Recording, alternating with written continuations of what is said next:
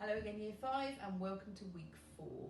Now this week you're going to be revising the work that we did this year on statistics, and that's all about presenting and interpreting information. So you'll be looking at some pictograms and some bar charts, which you'll have done lower down the school. You'll be looking at different types of tables, including timetables. But what we're going to focus on in this video are line graphs, because that was our main objective in Year 5. Now remember that line graphs tell the story of how something changes over time. And we're going to have a look at some of the key features so that when you come to answer questions, you'll be able to find the information that you need. We've got an example of a line graph here, and I know you might not be able to see it super clearly, but we're going to talk about some of the features. The first important thing to look at is the title, because the title will tell you what it is that's changing over time. And this one is called Elf the Puppy's Weight.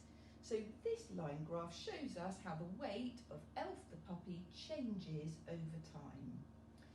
Now along the x-axis you always have the time. In this case it's months. We start with October and it goes all the way through to the following July. In other line graphs that might be minutes, it might be hours, it might be years, but along the x-axis is where you have the time. And again we have a label there that tells us, in this case it says month.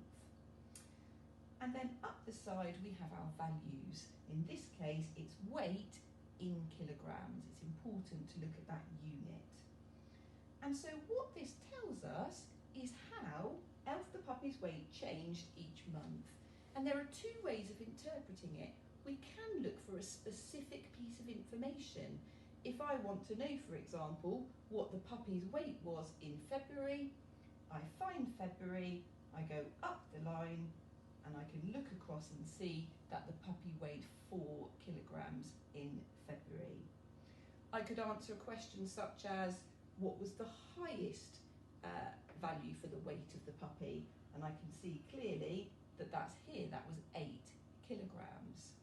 I could ask what the lowest weight of the puppy was during that time, and I can see clearly that's here, 3 kilograms, which was in March. So you can find specific pieces of information. The other thing that you can do with a line graph is look at the overall shape of the line, which will tell you the story. So in this case, we can see that the weight starts quite high, it drops, it levels, it drops again, goes right back up in April, drops and rises again.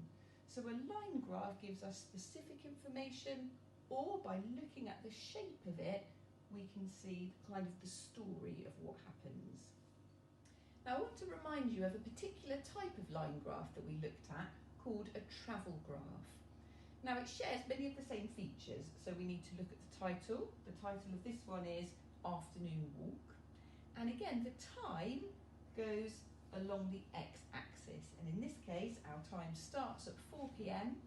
and each of these represents 10 minutes. So we've got 4:10, 4:20, 4:30 and so on, all the way up to 5 p.m. So time along the x-axis. And this time, up the y-axis is the distance that's been travelled, the distance away from the starting point. So this graph tells the story of a walk. So at 4 o'clock, I was still at home. There was no distance at all. If I look at 4:10, I can see that at that point I've travelled 1 kilometre. We can see here the label distance from home in kilometres. At 4:20, I can follow it up. At that point, I travelled 2 kilometres. Now, when we look at the story here, we can see that at 4:20, the line levels. So you might be asked to think about why that is, what's happened.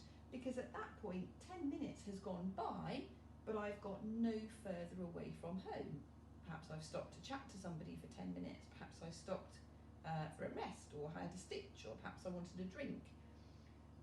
And then at 4:30 the line starts to go up again, so we're travelling, and then when we get to 4:50 we've got to 4 kilometres, and then at 5 we are still at 4 kilometres, we haven't moved any further away.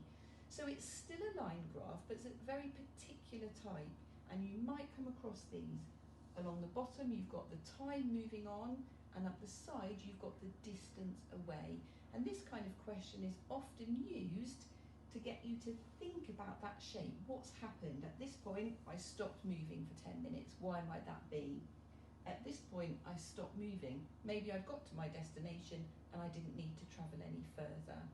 So when you come across some questions about travel graphs, just have a little think about what we said there, in particular the story shown by the graph.